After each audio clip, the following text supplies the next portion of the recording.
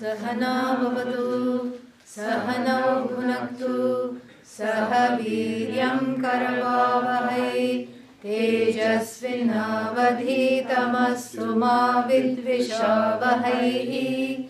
Om Shanti Shanti Shanti. It's not that the house must be let go of, as we were saying.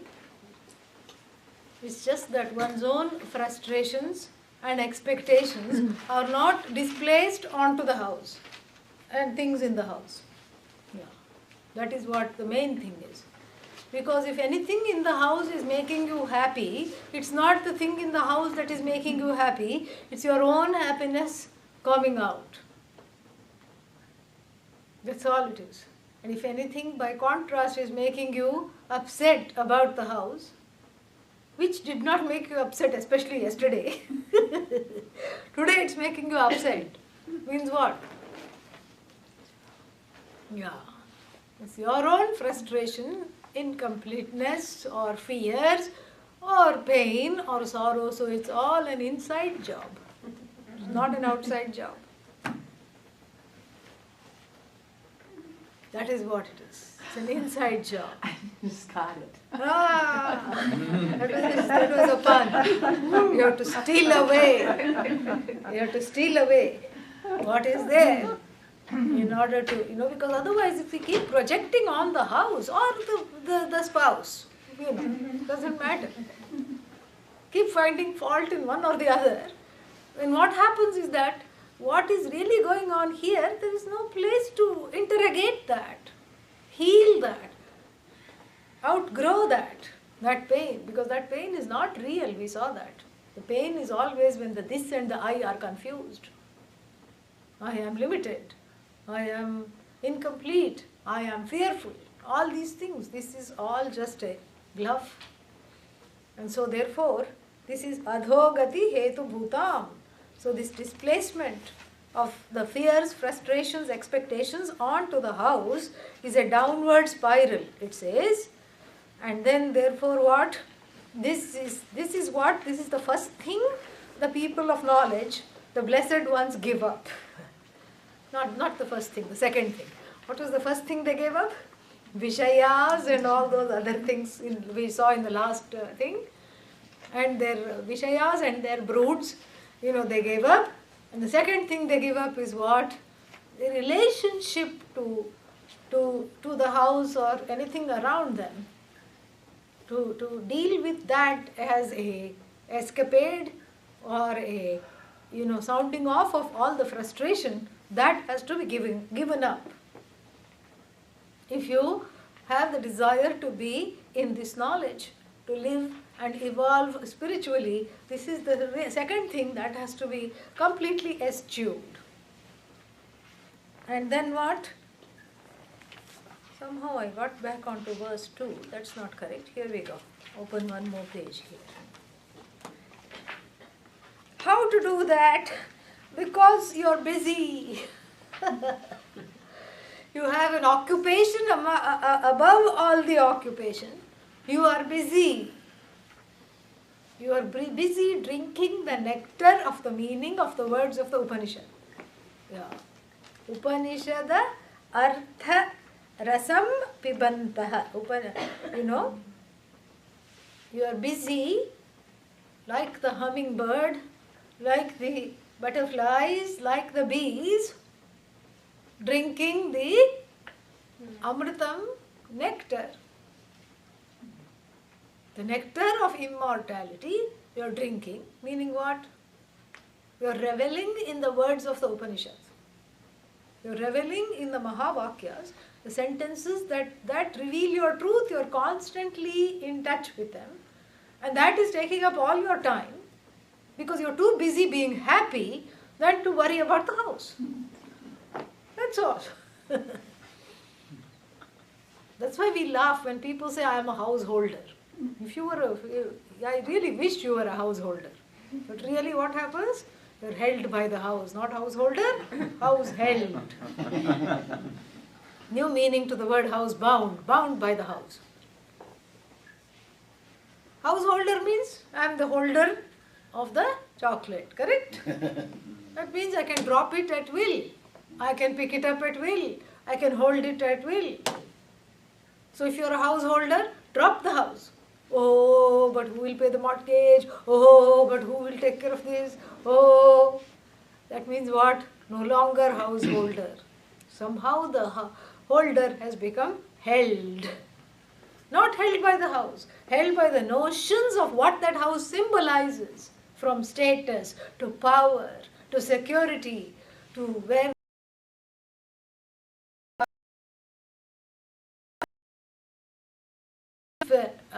displacement, a superimposition, a positive superimposition of what this can do for me. So no longer one is objective. So the house becomes a subjective prop for my own security. This is bondage. And this is what has to be, replaced by being busy, being too happy to worry about what is happening around you. But how to be interested in this nectar of the Upanishads? I can barely say Upanishad. How to have the nectar feeling? How to say I want to have this nectar? And that is described in line 3. Atma Ichchaya, line 2, sorry. Atma Ichchaya.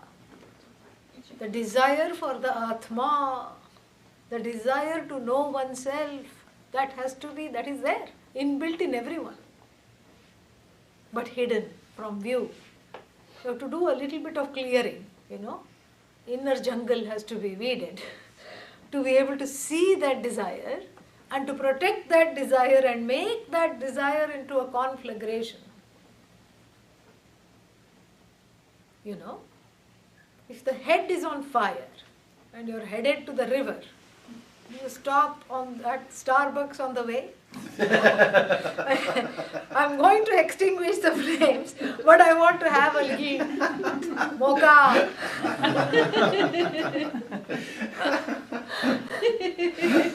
When the hair is on fire, what do you do?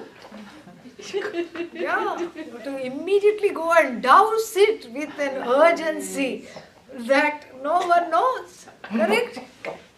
You can't say, I'll go to market of choice. I'll pick up a few grocery on the way. It's on the way to the river. Then I'll pick up some mocha on the way to the river. And then I can enjoy the mocha on the river. And then while I'm there, I'll also douse the head. So when the hair is on fire, you don't stop to think what I can do on the way. There's no other thing. All you see is the burning desire to quench this thirst, to extinguish this flame of enquiry, the conflagration of enquiry. Where did the conflagration come from? It is always there. It's been hidden from so many lifetimes. From the time that one was a ferret in one's life. Why do I say ferret? Because it gets into the most impossible places. And then sometimes it's hard to get, I don't know why. It's been outlawed in many states. You cannot have it as a pet. In certain other states, it's an exotic pet. Half the time they're trying to find it because it has gone somewhere out of sight. It's small, it's got very flexible bones, and it's called ferret because it likes to ferret things out. Yeah. It's a jiva who missed it in this life that becomes a ferret. Missed the correct enquiry. What to ferret? One did not see the truth of what was that gaping desire to know oneself. That is already latent. It is there. It just needs to be cleared. The displacement of it needs to be cleared for it to be seen for what it is.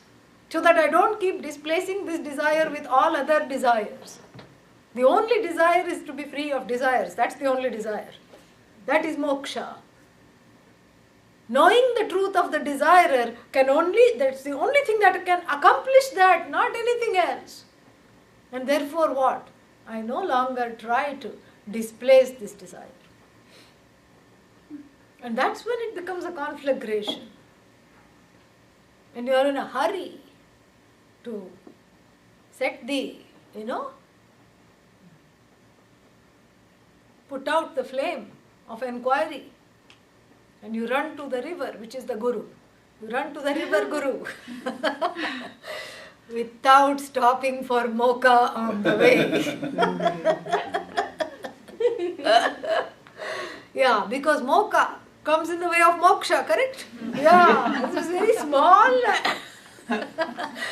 small word. Yeah. So this is something. It's not that mocha is wrong, but it's not going to put the hair out of the flames.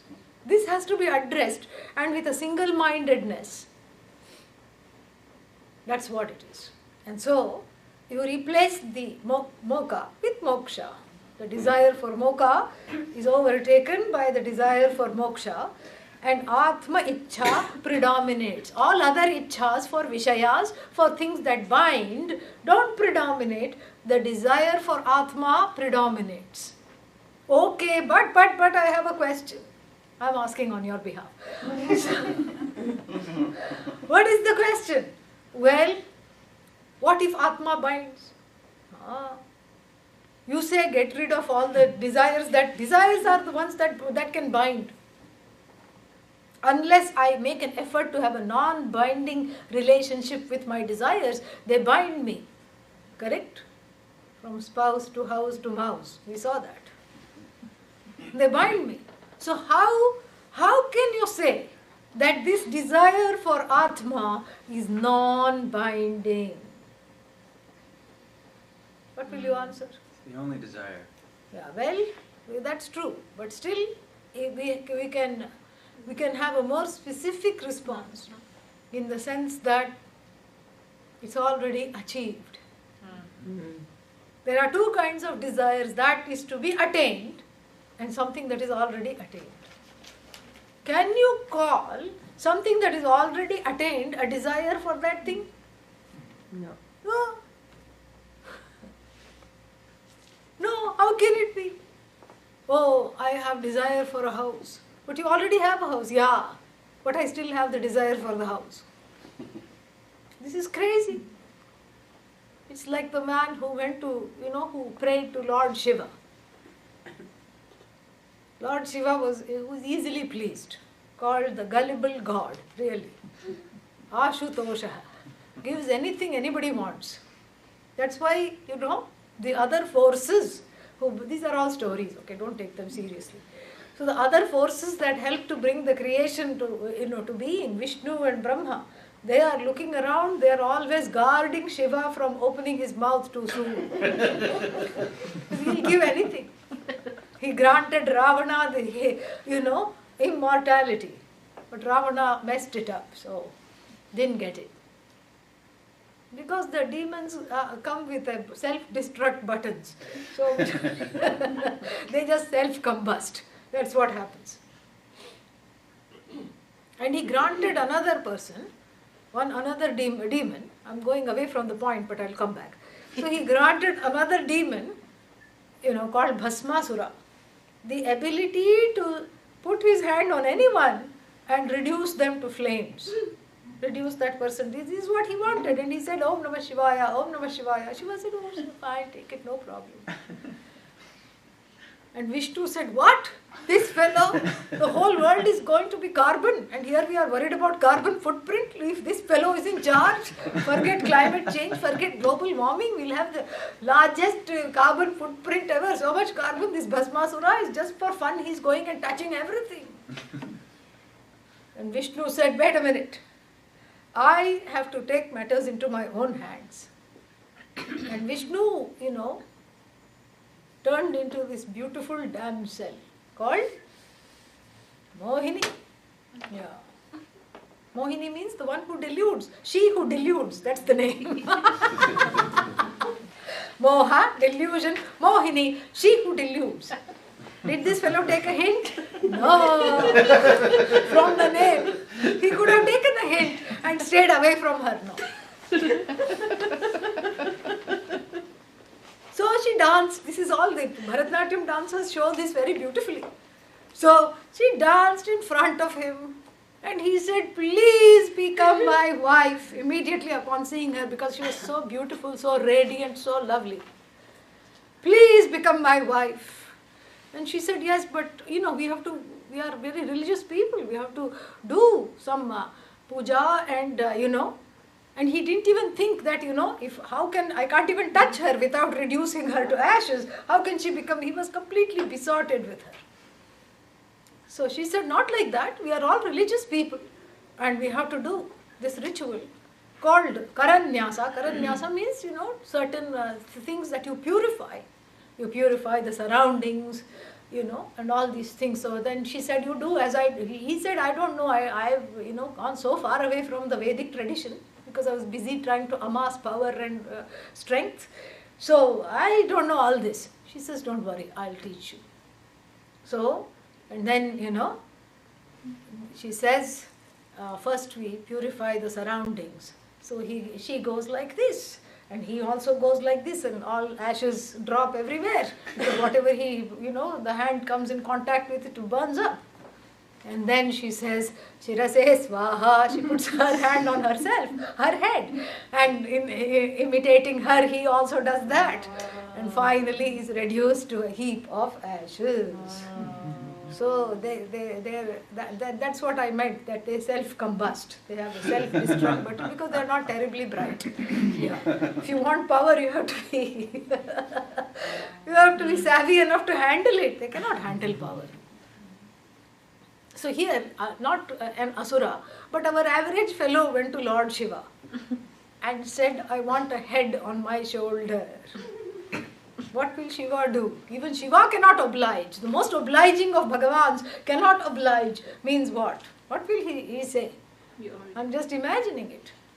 He will say, I can give you another head. And you can decide whether you want it side by side or like the Indian buses, double decker, one on top of the other. Or if you want it one behind the other, so you can confuse your friends and family whether you are going or coming. I can give you another head, but I cannot give you a head on your shoulders. Why? Because you already have it. So the desire for Atma is like a desire for the head on the shoulder. It is not binding because it is already gained. So the desire is an as-though desire. Going to the Guru is an as-though journey. I am a student is saying I am an as-though student, as-though teacher, as-though teaching. But somehow it all works. This is the ultimate paradoxy. It all works. Because we reduce in desiring for this teaching about the glory of and the truth of myself to be revealed, what I am doing is a very important thing. I am reducing the power of duality that it has over my psyche by reducing everything to myself and the teaching. There is only one duality. Myself and teacher, student and book. That's all it is. So I reduce all the duality to that. Now we are in a safe zone. Because what the book is going to give, what the mouth of the Guru is going to give, is what? What is already you. It is Siddha Vastu Vishaya, not Sadhya Vastu Vishaya. It's a topic. Atma is a topic that is a gained gain. And as though gain of something that is already you. How can it bind when it's already you? If it hasn't bound so far, how will it bind? Not knowing it binds, yes, because then the desire for that glory is transferred in form of expectations onto everything else. Not knowing it is a costly bondage. Knowing it is not a bondage because it is you. It frees. And so that's why Atma Ichha, you reduce it to Atma Ichha, and then what? Then all other things fall into place. And these blessed ones, Vita Sprihaha, Spriha, longing, Vita, Vigatam, Vigata Spriha, Yasmat. So, from whom desire has departed, from whom all longing has departed, Vishaya Bhoga Pade Viraktaha. Viraktaha means free. Free of what? Free of being tied up by the host of sensory objects. first that cause pleasure and then definitely cause pain. Yeah. All objects are like that. They cause pain because they bind, or they go away before you've had your fill, because everything is finite. So therefore, you have to turn towards the infinite to lose the addiction for the finite. Otherwise, it doesn't happen. So even though the desire for the glory of the self is not a cultivated desire, I have to do a little bit of clearing to recognize this desire and to follow its call. There is a little bit of homework that needs to be done. So Vishaya Pade Viraktaha. Then what do they do? Dhanyaha Charanti. Charanti means what? Charati, Charataha, Charanti. From char to go? To move. Yeah. The Dhanyaha means the blessed ones. What do they do? Charanti, move around. How do they move around? Virakta Sangaha. Sangaha means without longing for people to be with them. Yeah. Because the Vishayaha, things that bind, are not just things. They include other beings. More often they include other beings. And so here too, from things you graduate to letting go of people. And this can cause some palpitations, so I have to explain. What do you mean let go of people? Oh my God, I'm married. Oh my God, I'm a father. Oh my God, I'm a mother. I have duties. Yeah. It is not that you let go of the people. Just like we did in the meditation, you give the person freedom to be who they are. Except if they are teenagers. Then you have a duty. You have to correct them. You have to shape their life responses properly. So except if they are teenagers and you are their parent, then this does not apply to you. But other than that... So, we know how many teenagers or pre-teenagers must be, in this room, because parents are enjoying the most of this. So, here's the thing. So, it's not that, unless that is your situation, the rest of the people stop trying to change them. That's what it means. It's not that you have to run away and go. Because really, wherever you go, there you are. Or rather, wherever you go, there you wish you were not. Wherever you go, there you are. If it's not one thing, it's your mother or your father. That's what it is. It's the core issue. This is what it is. So therefore, it's not that you run away from the people or totally abdicate your responsibility. That's not what this teaching does. The teaching should make you a better mother, better father, better son, better daughter, better husband, better spouse, better wife. That's what it should do. A better neighbor, a better human being. That's the purpose of this teaching. Not that you go and sit in a cave. It's easy to sit in a cave. In Rishikesh, we have air-conditioned caves. There are such things. You can go and sit in them all day long in the summer. Nothing will happen. You don't feel like coming out also. That's not the point here. This is not about escapism, because there is nothing to escape. This is about not letting the world bother you. And the world usually is, the things that bother most are the things that are closest to you. Yes or no? Yes. Because like we said in the meditation, the mountain doesn't bother me. It's far away, it is in its own glory. The river doesn't bother me. But immediately, as soon as you think of your own family members, all kinds of agitation starts to. Agitation in the form of worry, in the form of fear, fear of loss, fear of pain, fear of sorrow. And sometimes agitation and frustration, because no matter what I do, I cannot change them. Yeah. This is jnanam. That I cannot change the other is enlightenment. Really. It's a form of enlightenment. That means what? If I cannot alter somebody, what do I have to do? Yeah, alter yourself to accept them. Yeah. No, but I can also leave them. Yes, you can leave them. But really, it's not them you're trying to leave. They are bothering you because there is something inside you that is not settled. So you find you leave this person and find another, then you will have to leave the other too. Yeah. That's what it is. This is what is called karma. There are certain lessons to be learned. And Bhagavan creates multiple karmas at the same time. There are these intersecting circles. And there are certain areas that intersect. And one has to grow out of that. This is the whole beauty of it. So Virakta Sangha, devoid of company, yes, if you are a saint, you don't need company because you are never away from anybody or anything.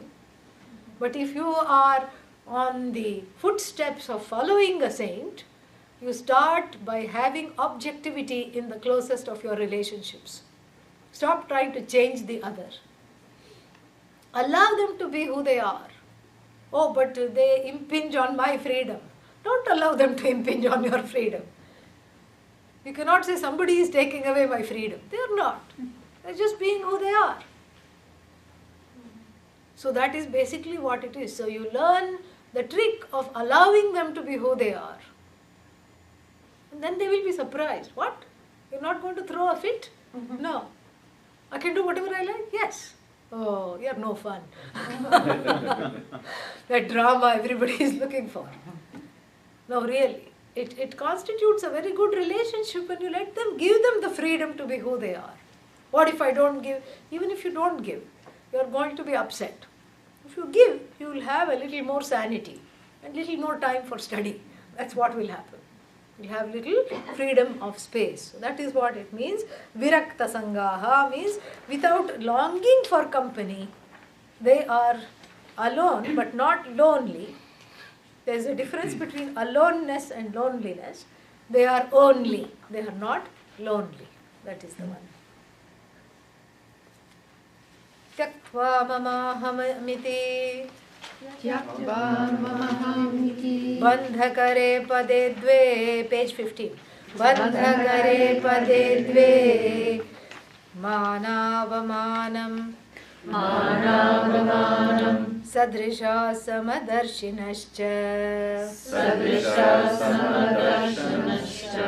kartaramanyamavagamya tadarpitani kurvanti karma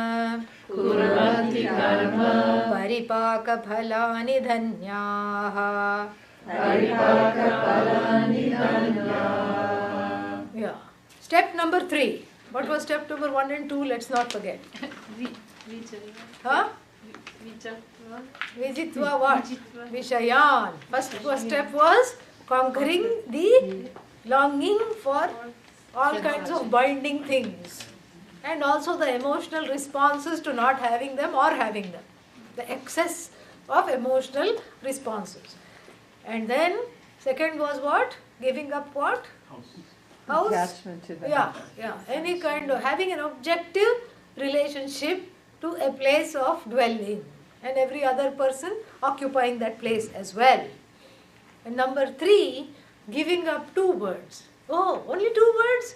Yes. Give up 2 words of the vocabulary because they are bandhakare. Bandhakare means the dual. They cause bondage. 2 words cause bondage. Give them up from your vocabulary. What are they? Mama. Mama means what? Mine. What's the other one? Aham. What is that? I. Give up the words me. Give up the words mine. These 2 words, I and me and mine, these words you give up from the vocabulary and you are ensured of immediate sanity and happiness. You are immediately free. Yeah. How to give up? But then, the those with the philosophical bent of mind will start going on a different spin. How to give up? Who is giving up I? So how can I give up the I? How is it I possible to give up the I? You're not being asked to give up the I, but the I notion, ahankara, I notion. The one that attaches itself to be the doer and the victim of other people's doings. These are the two sources of sorrow. Considering I am the doer. Who made this? I. Who did that? I. And then the other source of sorrow is things are done towards me. I become me, the victim. So I, the subject here in the form of the one who is the author and the agent of all actions, and me as in the grammatical object of other person's agency, which means what? Victim. So I have to give up the feeling of victimization given by the word, suggested by the word me. This is being done to me. Why is this happening to me? Or simply, why me? So I give up the why me raga. Raga here is melody, not ragadvesha. Yeah, I give up the why me. Why me, why me, why me, this boring tune. I give up. So I give up the status of victimhood, which is called bhokta in Sanskrit. And then I give up the status of the doer, which is called karta in Sanskrit. So kartritvam, doership, bhoktritvam, the victimization of other people's, being victimized by other people's doings, both these notions I have to give up. And that is a tall order. Yes. So how to start? I start by giving up the words associated with these statuses. I start disowning of the, a systematic disowning of the words I and me. Yeah. I, me, all this. I give up. Mine, me, I. These first person words connected to a sense of agency and words connected to a sense of victimization. Let go of. That is the number 3. And how can I do that? You just have to have a small tweak of a qualification here. Mana apamanayoho samyak drishtva sadrishaha. In the Bhagavad Gita, there is a nice verse. Tulya ninda stutihi mauni. Mauni means Mauni Baba, the one who is silent. Silent towards what? Silent and similar orientation towards ninda. Ninda means criticism. Stuti means praise. So this is what has to be cultivated. A samatvam, a sameness with regard to somebody, offering bouquets or the opposite of that. I don't know why it's called brickbats, but it doesn't sound good, whatever it is, yeah. So whether if somebody is flattering me or cursing me, it's all one and the same, because the me that I am tethered to and the one I am seeking to know or the one I am already in the process of knowing is the me that is impervious to fame or blame. Yeah. It's always the same. So I have to. This is all about acting in accordance to the knowledge. Remember yesterday's introduction. And so, in order to act in accordance with the teaching, if I am abiding in the glory of the infinite I, then infinite minus 10 is what? Infinite. Infinite plus a few flowers in a bouquet. Still infinite. Infinite plus a few nice words. Infinite. Infinite plus a few curses. Infinite. So there is no cause of consternation here, because it doesn't matter to me if anybody praises or abuses. But that doesn't mean that you have to have a stoic attitude. Oh, you are so great. You're an idiot. That's not what we are talking about. That's why we have all these wrong ideas that sadhus are boring. Because they don't respond to the situation. You're supposed to be sama, you're supposed to be like a wall, That's not the point. You don't let it touch you. You don't let it define you. You don't identify with those words and take them seriously, because chances are, whether it is praise or blame, both of them are coming from the subjective perception of the person giving it. Yeah, and even if it's objective, what if it's objective? If it's objective, it's not you anyway. Correct? What does the 10th chapter of the Bhagavad Gita says? The 10th chapter of the Bhagavad Gita is the reclaiming of the intellectual property rights by Bhagavan. Bhagavan says, if you sing nicely, the voice is not you, it's me sitting in your throat singing. Anything that you do well, you think it is you. Wrong. It's me. Yeah, Bhagavan, does a patent reclamation in chapter 10. So it's not you at all. Your ability to sing is not your ability. No, but I did riyaz. Riyaz means I practiced day and night. Yeah, but you got the ability to practice. You had the time to practice. You were given the blessing of a teacher. First you were given the blessing of a voice. Then you were given the blessing of the training. Same thing. And in India we know this. We may not mean this, but you go and appreciate anybody, they will say it's not, it's Guru's grace, it's Bhagavan's grace. Inside they'll be feeling happy. Oh, somebody's saying nice thing about me, but at least at the verbal level, it's a start. I'm not saying it's the end. It's a start, at least on the verbal level. Let go of any kind of identification with the object of your doing. Just say, I happen to be in the correct place at the correct time. This was done by me. Thank God for Bhagavan's grace. That's all it is to say. It was given. That you were able to do it is given. All the circumstances were given. So don't behave, this text says, like a self-made man. You know the self-made man? Yeah, it's there in at least in every Indian family. I suspect it's there in other families also. The one that says, I studied under street light. I had only 2 pairs of clothing, 2 dhotis. One was on the back, the other was flying and drying on a tree. And here you are, and the self-made man is jealous of his own children, really. Very difficult to have as a parent. Here you are enjoying everything. I had to work so hard. Maybe he studied one day under the street light, but that's the only memory. So the street light wala, if you go to that person also and say, at least you had the street light to study. Correct? That was given. The desire to study was given. 2 pairs of clothes were given. One day rice and dal, second day dal and rice were given. So the taking ownership of something that is not you is starting the life on the wrong foot. Yeah, you start the life on the wrong foot, that's how. It's like getting out of the wrong side of bed. The whole day, doesn't go well. Similarly, like this also, the moment you start taking the things that don't belong to you, when you make them yours, then there is trouble brewing. Yeah, trouble brews.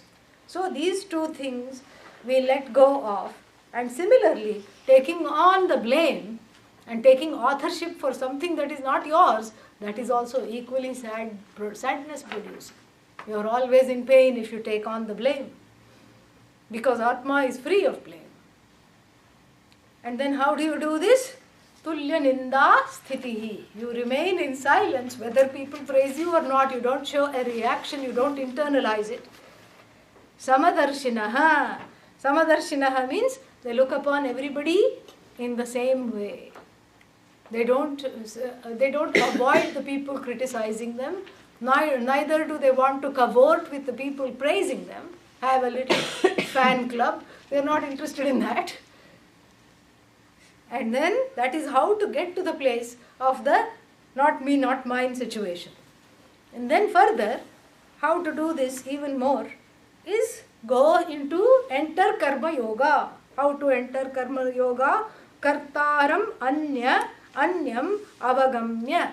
Avagamya, having understood, kartaram, the karta, the real doer, as other than me.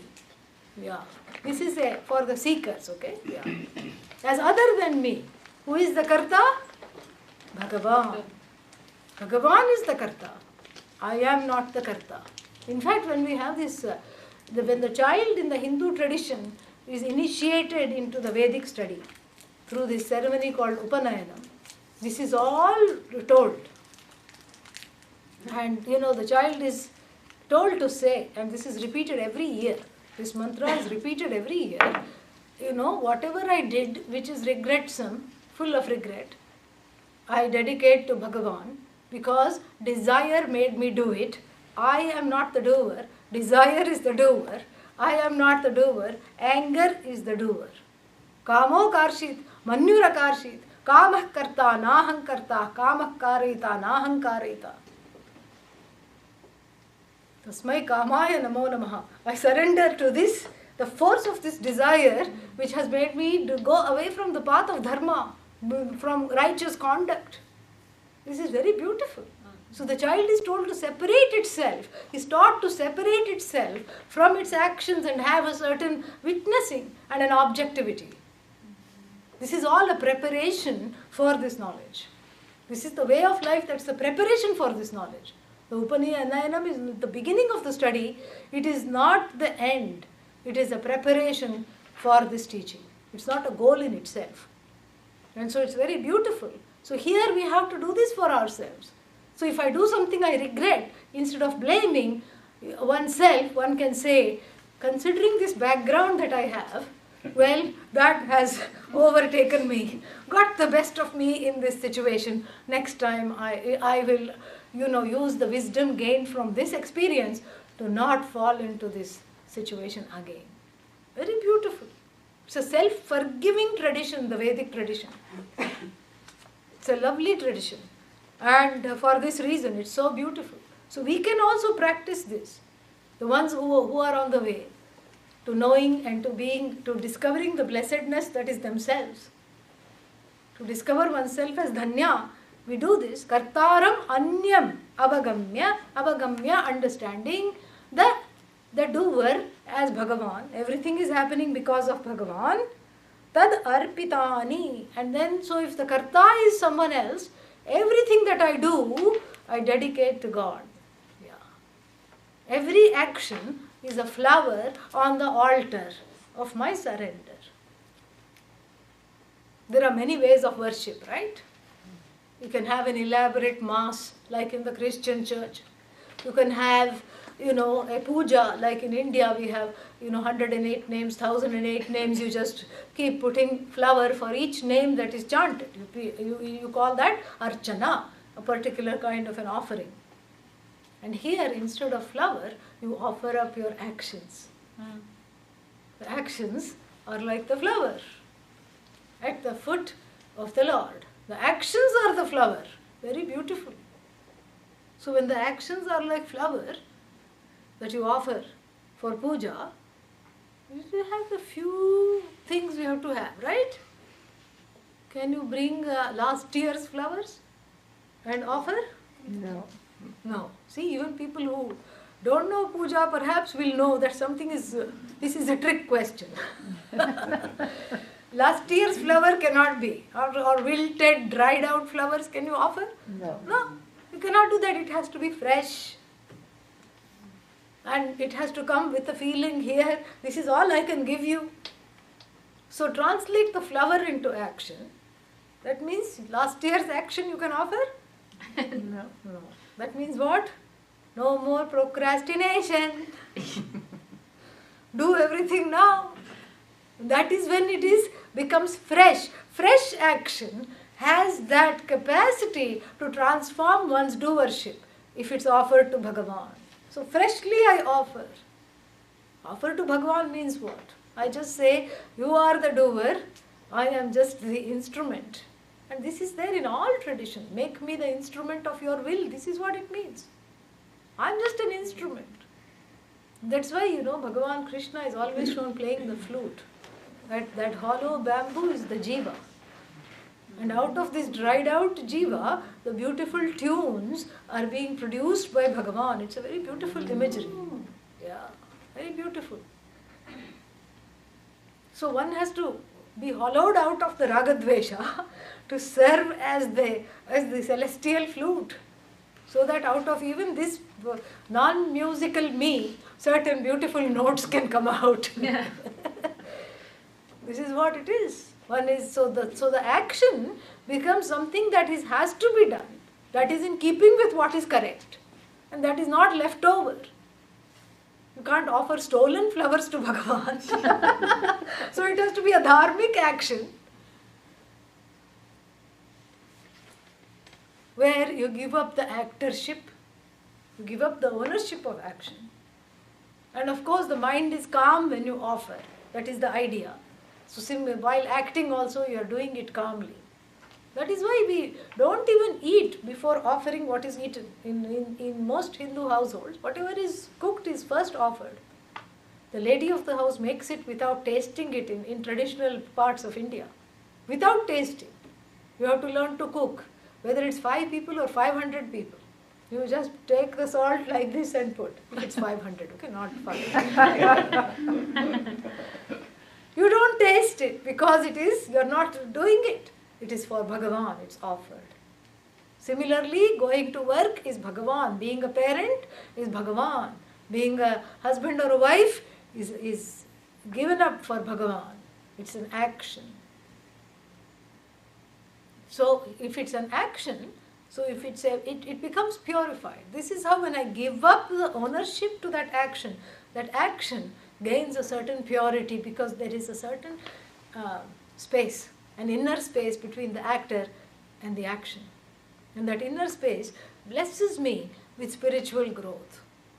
So all actions are dedicated. And what about the result? If the actions belong to Bhagavan, results of action belong to who? The neighbor, right? No, to Bhagavan alone. So whatever comes from Bhagavan is prasad, prasadam. This is the attitude. Whatever comes is prasad. That's why the child is also named Prasada. Yeah, Rama Prasad, Krishna Prasad. And the very clever child of a very clever mother named Lalu Prasad. A funny, some controversial, I would say, politician in India. So, Lalu means Krishna. Lalji, Lalu, it is called in North India. Yeah. So whatever it is, I dedicate it. Again, there is no sense of blame. The child can grow from being a child to a hood. From childhood to hood, it can grow. But it is Ram's problem. Rama Prasad, his name is. Like that we have. That attitude should be there. Whatever comes from Bhagavan. It's not my own. It's not coming from me and mine. And this is Karma Yoga really. And so therefore Karma Yoga means you have to have Ishvara there. The awareness of Bhagavan has to be there, something higher than me. Something other than me, the one that is in control of all these laws, including the law of my own karma. That is what I am aware of. This is Karma Yoga. So whatever is there, I accept whatever comes. Like that's what happens when you go to temple. This is what you do. One day somebody is offered laddus. And you get laddu, vada, something nice. And then you say swaha, eat it up. After that you say aha, because it was really good. And then what? Next day you go, just a little water, holy water. Tirtham it is called. You have to just drink it. You don't fight with the priest, right? Hey, where are those laddus? Didn't you know I was coming? Yeah. And this we have in other traditions also. And that receiving communion is the same thing. You don't say that person got a bigger piece of wafer, where is mine? This person is taking a big sip of wine, what about me? You don't do that. Whatever comes, you take it. And this is a metaphor for receiving life, because whatever comes not just on the communion plate or the offering, but whatever comes in life is also a big offering. And I have to see it that way. That is the growth. That is my growth. Whatever comes is an offering. Oh, but what if I don't like it? Change it. Oh, but I can't change it. Grow out of it. Learn to accept what you cannot change. It's not easy, but that's why we have companionship. That's why we have families to grow together. And that's why marriage is a very important aspect of Karma Yoga. I encourage everybody to get married at least once. It's an important aspect of Karma Yoga because this is where you learn. It's a kind of a stomping ground to learn the spirit of sacrifice. Last time I was talking in DC about this in Washington DC about this very subject. I said marriage is not compromise, it's sacrifice. Can't have compromise. Little bit, I'll do, little bit you do. First child I'll have, second child you have. That's not always possible. Certain things are not, you can't just do that. So therefore it is sacrifice. So why I have to sacrifice? In fact, let me tell you a secret. The more the person sacrifices, the greater the spiritual growth, really. Somebody said adversity builds character. It's true. I was talking about this in Atlanta once. And they said, how do we begin doing this? One couple asked. They were from Nepal. And then I said, start losing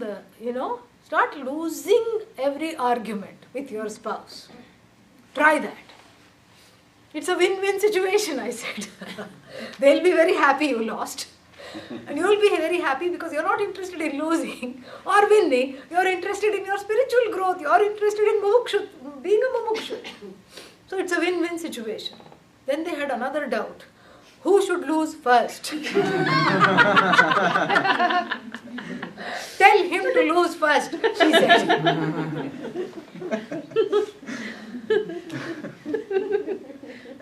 So that's why every relationship in the Hindu Dharma is a means to an end, the end being yourself. So marriage is a means to an end. It's not if it's an end in itself, it will end. Yeah. It's a means to growth. Children are of course a means to growth because they know the location of buttons you never even knew you had. They will push it also systematically. If they haven't started, wait for a few more years. Children are a means to growth. Marriage is a means to growth. That's why the marriage is for the sake of outgrowing nicely. Yeah, outgrow doesn't mean that you stop loving them. Outgrow means you don't depend on them for your well-being. That's the best relationship really. That's the emotional maturity that one can seek, that as one grows. One searches for this emotional maturity and one gains it through having this space, by letting the other person be, not trying to change them all the time. And so everything that comes is a blessing, say the blessed ones. This one is more like a blueprint, for how to become a blessed one. Next one. Tyaktvaishanatrayam Avekshita moksha margaha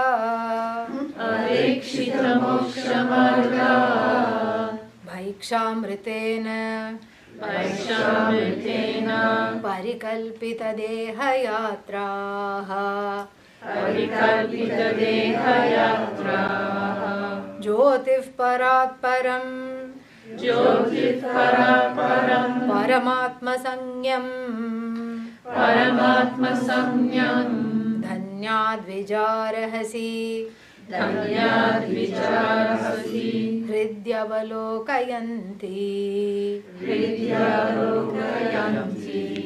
Next point. Which one was that? Which step number what? This is 5. 5, 4? No, not the verse number. Step 4. Step 4. Yeah. Wake up, okay? Yeah. Step 4. What was step 4? No, step 3. What was step 3? Give up the bondage. Avoid certain usage of the words and then grow into not identifying with the actions or the results thereof. Avoid the usage. Start by avoiding the usage of the words I, me, mine. Okay. Then the next one is give up only 3 more things. Just 3 things. We can do that. These 3 things are called Eshanatrayah. Eshana means certain longings, common longings which have been tabulated by the sages as being universal longings. They are called Eshanatrayah. Eshana, common longings, Trayah, 3. Only 3 things to give up. Not difficult, right? One is called Vittaishana. Vittasya Eshana, Vittaishana. Vittam means wealth. The desire for wealth. What do you want to say to it? Bye-bye. The desire for, the longing for wealth, you say so long. Vittaishana. Then the second one is called Putraishana, the desire for progeny. And this is all very symbolic. I will talk to you more about it. And the third one is called Lokaishana, Brahmaloka included, the desire to experience various things and spheres of influence, fields of experiences. So these are the 3 things that you give up, and that is you grow towards giving up, and which the blessed ones have already long ago given up. This is Eshanatraya, seen as very toxic on the spiritual path. So, Vittaishana, give up the desire for wealth. But how to give up the desire for wealth, especially in this economy? Who's going to pay bills? You can sit here and say this because somebody will bring you bhiksha. What will they bring me? Where I have to go shopping, I have to pay bills, I have to do all these things. And how to give up the desire for wealth. That is not what he's talking about here. That's not what the text is talking about. Desire for wealth means the desire to hoard wealth. Yes, that is what has to be given up. The desire to hold on to wealth. First you hold on to it and then it starts to hold on to you. Because this is a common addiction. Why? Because wealth is seen as security. Wealth is not security. No matter the people who sometimes who have the most money are the most insecure people. How much is enough? Oh, little more, little more, little more. Leo Tolstoy wrote one story. How much land does one man need? And this was set in the time of the Tsars, those cruel autocrats, dictators. And so this Tsar, poor man, came to ask the Tsar for some piece of land. The Tsar could have said, here, take it, or said, no, I'm cruel and I'm not going to give it to you. But instead he decided to play a sadistic game. He said, what do you do? He says, I just deliver things, I run from village to village. He says, okay, you run. How much ever you run, that much land you have. We'll sit here and watch. This was a cruel game. And this man ran, and after a while felt tired. He said, okay, this should be enough. But he said, I don't think this is enough. What about my children? Ran some more. What about my grandchildren? Ran some more. What about my great-grandchildren? And finally dropped dead. And the Tsar gave a decree. Measure the man. He was 5 foot 9 inches. And that is how much land he was granted to be, enough to be buried in. Very sadistic and sad story. But this is the truth of running after wealth. Wealth is not security. It drives you down. It makes you exhausted. It makes you tired. It makes you completely whatever. So we have to see money objectively. Money is an objective thing. And again, the mantra, I am enough, will make you enjoy the money that you have. Whatever you earn, you save, you enjoy, you save some more, no problem. But this making decisions based on money is a very difficult road to travel because it is a binding road. based on the self-ignorance that money is security. Money is not security. In fact, the more one has, the more one feels, oh, I don't have, I don't have, I don't have. And the funny thing about money is that it has to be protected from itself, called inflation. First you amass wealth, and then you have to protect money from money. How strange, what a strange world we live in. And all the time looking at stocks and bonds. That's why they are called bonds, they bind. Yeah. Rightly called bonds. They cause bondage. If we don't have the right attitude towards money, you have to have the right attitude towards money. And again to know that it comes from elsewhere. I am not in charge of my earnings. That takes care of mada, pride, etc. And keeps one objective. That is what we want. So that is the first desire. Tyaktva, giving up. The second common desire is the desire for progeny. And here maybe some people, everybody doesn't have a maternal instinct and they don't want to have a child. That's not the idea. Having a child symbolizes leaving a mark of myself after I'm gone. Having a child is a desire to have a child is a desire to mean something. Immortality. Generally speaking, that's the story. Putra Eshana. The desire for progeny is a desire for somebody to carry on my name. And isn't it a wonderful thing that I can produce somebody, after keeping this fellow in the womb for 9 months, I can produce this being that looks like me. There is something wonderful about that. And that's a high. That's like a creating, you feel like Bhagavan. You're being the creator. But really speaking, you ask any mother, do you know how to make lungs? She'll say no. I kept the baby in me, yes, but I don't know how to make lungs. Do you know how to make liver? No. Do you know how to make kidney? No, I know how to make kidney beans, but not kidney.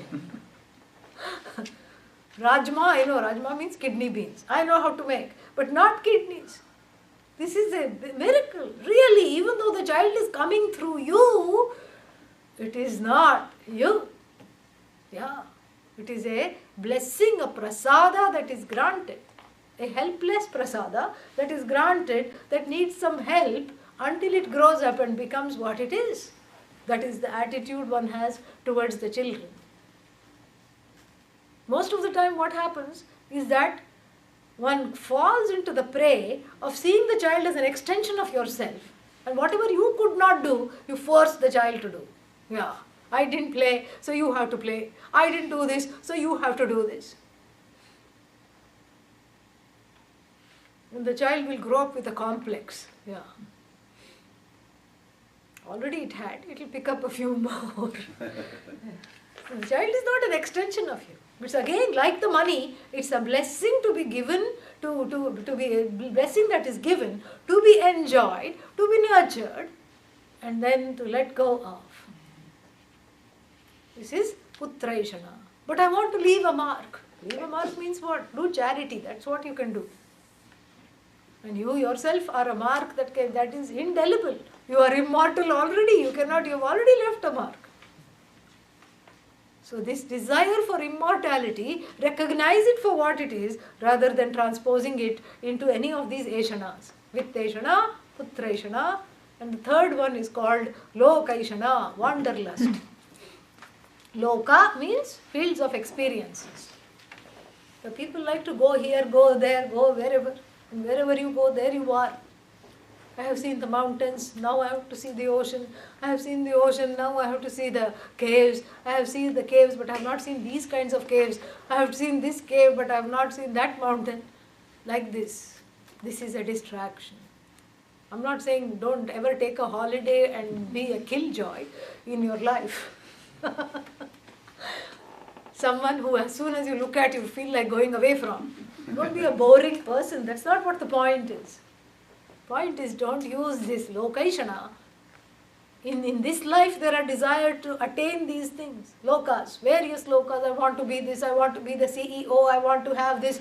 Then, and then I thought, the person who is a sannyasi doesn't have these things. But I have met enough people, enough sadhus who say, one person said in the one interreligious meeting to me, what is your 5-year plan? I said, I don't have one. you're wasting your time.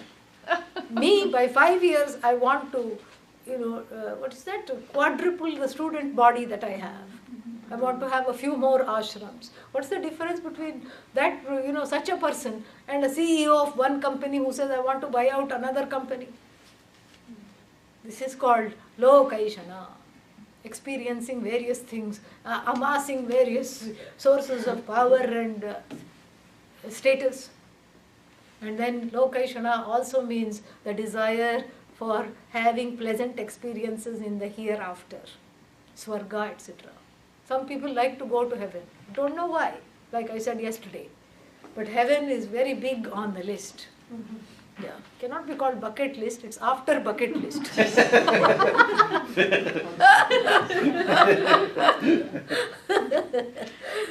Yeah, bucket ke baad list. Yeah, you can't check it before, you have to check it after. And what is this heaven? Like I said yesterday, if you have this kind of a mind that you have here, constantly upset, karta bhokta mind, and you take it to heaven, you're not going to be happy. Even sitting in front of Bhagavan, you'll be depressed, I assure you. You'll compare yourself to others, and you have a small house in heaven, the next person has a big bungalow and 2 servants also, and then you will say, what happened to me? What did they do? And then you go and peek in the window to see who is occupying this big bungalow. This is all in heaven. And then you peek in the window and you find out this person is a big gunda, dacoit, who you knew, who terrorized the whole neighborhood. And then you are boiling and you demand audience with Indra immediately. Who is Indra? The king of heaven. You say, what? Here I used to be a Panditji. I did all these Harikatha. I chanted the name of Bhagavan. I brought so many people to God. And this fellow who terrorized the whole neighborhood has got a bigger house. He did so many nefarious activities. He's got a big bungalow and 2 servants also. And here I've got a small, 2-bedroom kitchen. What is this? And what does Indra say? Indra will say something unflattering, of course. Indra will say, most of the people that came to listen to your stories about Shiva, Vishnu, etc., they were already religious. And most of them came because they were elderly and they didn't have a good place to sleep in their home, too many grandchildren running around. So they came to the temple and most of them dozed off. You didn't bring anybody to God. Oh, but how did he? Well, whenever he was on the road, everybody screamed, oh God, save me. Oh God, where are you? Oh God, why are you letting this kind of a fellow reign the universe? He brought more people to God than you did. Then sitting right there in heaven, you are depressed. Lokaishana, putraishana, vittaishana, tata, bye-bye. Yeah, this is the hunger to experience various sources, things, you have to give that. The wanderlust is a distraction because that which doesn't wander gets on the back burner. That which doesn't wander is you. That which is a wonder but doesn't wander is you. So in all these meanderings and wanderings, you miss the very wonder that is you. And then you have to give these up, and then what? Bhaikshamritena parikalpita deha yatraha. I'm going to take 5 more minutes. Is that all right? Yes. Yeah. Online people have a choice. You can switch off, but I hope you stay. I hope you stay. 5, maybe 7. I want to finish this today. Bhaikshamritena. Bhiksha means, what is bhiksha?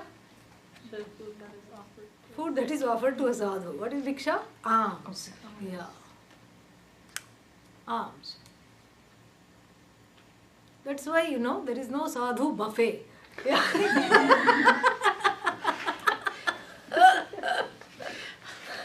You offer the food. Whatever they take. Whatever they don't take, you take. And it becomes prasad. That's all it is, That's what it is. So you just offer. Whatever it is, you bring and you keep in front. And whatever they want, they eat. Or if they don't want, they don't eat. That's what it is. So this bhiksha is seen as amritam. Amritam means it's a nectar of immortality. Why? Because there is a beautiful element of choicelessness there. Which the sadhu has already cultivated and is enjoying that choicelessness. So in that choicelessness, what is the beauty in the choicelessness? You don't spend all your time thinking, should I take this or should I have that? Should I have a little bit of that or a little bit of this? Should I, have free? Should I be free or eat gluten free? All these, there is no choices. The choices, especially in the West, are oppressive, really. You go to some of these markets, that's why it's called market of choice. And you go to the markets and then you just keep on looking. How many brands, how many things, all for 3 inches of this tongue. That's all it is. After it goes inside, you might as well be on a feeding tube. No, but still for that 3-inch tongue, so many restaurants, so many choices. So the bhiksha becomes nectar because I'm not involved in trying to reproduce these choices. And then what happens? Parikalpita dehayatra. Dehayatra means the journey of this body is kept up by bhiksha. Yeah. So the body just needs a little fuel every 3 hours. It needs to stop for some filling up, and that is the food. Don't make the food into a big deal because it is just a little petrol for the body and a little oil for the body so that the joints keep moving properly. Little exercise and food. So don't do too much to try to produce the correct kind of food and everything. Eat happily, eat ecologically, eat soundly, but don't get carried away by this food fixation. Then what does these 3 ashanas out of the way, and this cooking and the choices involved in it out of the way, and the body out of the way because they are not giving the body the time of the day, then what happens? The body just follows where they want to go. And so Jyotihi, that leaves the blessed ones, the sadhus, free to enjoy this Jyotihi. Jyotis means light. What Jyoti? Parat Param, that which is even beyond Maya, the cause, oneself, the truth of oneself. Para is Maya, Parat Param, that which is beyond Maya. What is beyond Maya? Brahman, Ishvara, oneself. The truth of oneself, that is beyond all this duality. And what is it called? Paramatma Sangyam. Sangyam called as Paramatma. Because they are awake into this reality, they spend all their time enjoying this reality, which is the light of their own Atma, the light of the resplendent, self-evident self-lit up self, that which is evident to itself, that consciousness which nobody needs to make evident. And then what happens? Dhanyaha, these blessed ones, Dvijaha. Dvijaha means the twice borns. The first birth was through the womb of the mother, correct? Everybody has one birth. And then waking up to this knowledge is seen as so special and so holy, and everything changes for you. You change and everybody around you changes. It's a new birth. It's a new birth. It's called the second birth. So here, the twice born ones, Rahasi, in secrecy, Hridi avalokayanti, in their own hearts, have darshan of Bhagavan. When? All the time. They enjoy that darshan all the time, and it's not a big deal. They don't advertise it. The jnani will not say, I am a jnani, stay away from me, you don't know who you are, I know who I am. That is wrong. That is a posturing. There is no posturing here. So all this is a quiet affair between oneself and enjoying the truth of oneself, really. It's a quiet affair with oneself. You are not trying to do anything to put the other person off. You are not talking this highfalutin language which nobody understands. You may mingle with them, but you are not one of them. That is the idea. So you are of this life, but not in this life. Yeah. So while being in samsara, you are not afflicted by samsara. You are enjoying the jagat without being afflicted by the whole jagat, by the whole universe. And you are not trying to do any kind of pride or posturing, because that is not a true reflection of the knowledge. When you become inaccessible to everybody, that's not the idea. You remain plain, simple, childlike, You enjoy yourself and let other people also enjoy you and enjoy themselves. That is the whole understanding. Very beautiful. Next 3 verses are very nice, and we will see that tomorrow. Same time, we will see that. Om Purnamadah Purnamidam Purnat Purnamudachyate Purnasya Purnamadaya Purnamevavashishyate. Om Shanti Shanti Shanti. Hari Om Shri Gurubhyo Namaha. Hari Om. Questions? Yeah. Sorry, I think this is my... Oh, thank you! Yeah. Yeah, ask. Yes, okay, before when you said, I understand the Loka Ishmara, the desire to experience many things. Yeah. But at the same time, myself I feel pretty much like this, but at the same time, if I don't, many people told me, like for example, a life coach would tell me, Lourdes, if you don't set up a goal, you will never achieve it. Don't set up what? A goal. Yeah. So even the fact that I want to study Vedanta, Yes. isn't that an experience that I want to do? Isn't that what? An experience. I'm talking about the Loka Ishara. No, because Vedanta is you. It's not an experience. Vedanta is you. It's not Lokaishana. Okay, but you can say the experience of growing, the experience of purifying myself, of Yeah. realizing myself. Yeah, that's not because you are already realized. Because you are not being saved. You are already saved. So it's not other than you. I explained that earlier, and I'll explain it again. Maybe this was difficult to grasp. What the truth is this, that the desire for Atma is not one more desire, like the other desires for Putra, Loka, Vitta, etc. Because the Atma is a gained desire. A gained desire that you already have cannot be binding. That's why. A way it kind of speaks to me is it's a primal desire. The desire from which The all only the other, desire, yeah. The desire from which all the other desires come forth from. It's the only desire, really. That's what the human body is meant for. Yeah. Other, you had a question? Yeah. No? Yeah. Any other questions? Yes.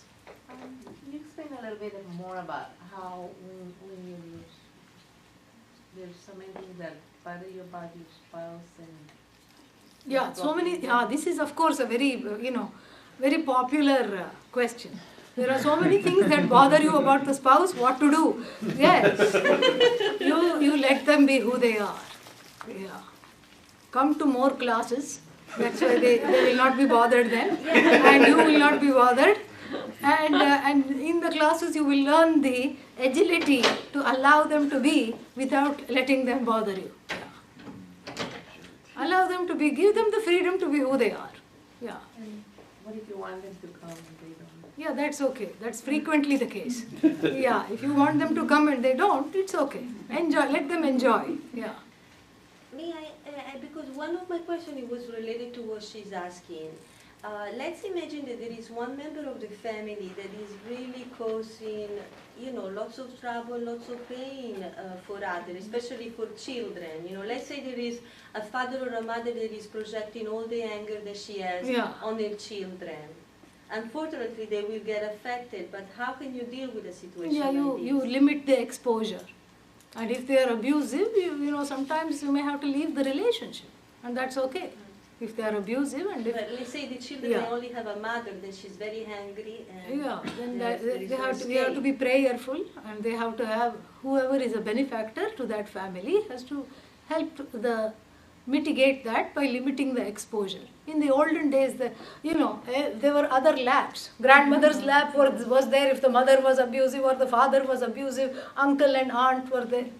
Now every lap has a laptop. The children don't have a lap.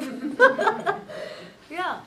There used to be instant therapy in indigenous families. We saw this while growing up. So the mother would say, no, you cannot have another candy. The child would cry and go to who?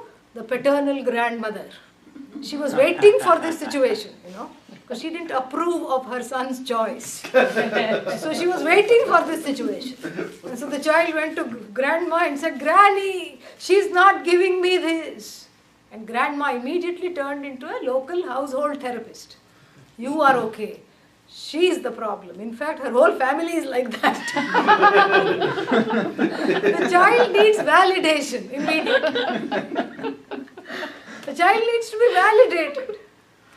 So the child would just go run and then the child would be immediately validated and then it would say, "Okay, I'm all right." That's all the child needs to do. In the ancient times, this was there in abundance.